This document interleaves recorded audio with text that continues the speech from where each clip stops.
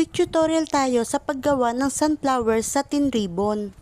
Gamit ang ATM card, gumupit ng pa-oblong at pasadahan ng mahinang apoy.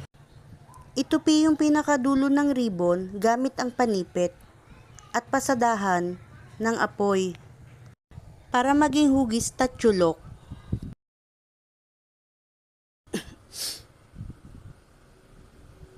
Yung pinakadulo ng ribbon, pagdikitin at pasadahan ng apoy.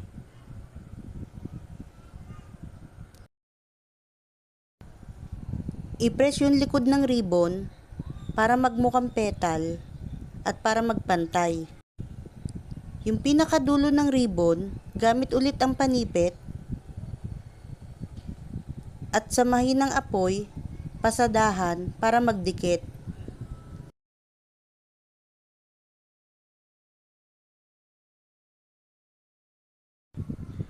Ganyan ang kalalabasan ng ating magiging petals. Gamit ang cutout na circle, pwede na natin simulan ang pagporma ng ating mga petals. Unahin ng itaas, baba at magkabilang gilid. Sa kapunan ang mga natitirang space para sa first layer. Pagkatapos ng first layer, pwede mo nang simulan ang paglalagay sa second layer.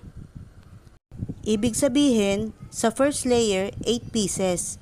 Sa second layer, 8 pieces, kaya magiging 16 pieces yung petals. Alternate lang ang paglalagay.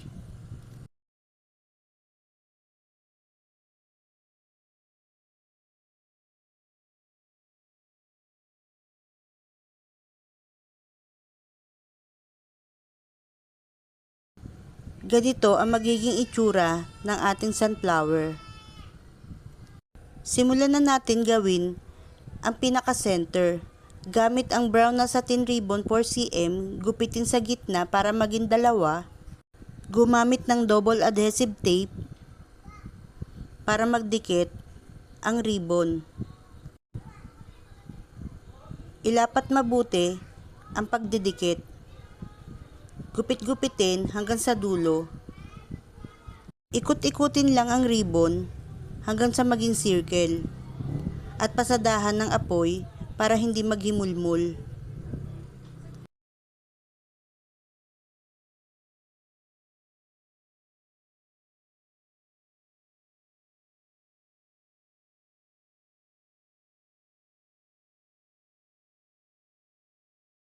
Nang idikit yung pinaka-center, siguraduhin lang na maayos ang pagkakadikit para hindi matanggal. Sana may natutunan kayong mga ka-artful. Thank you!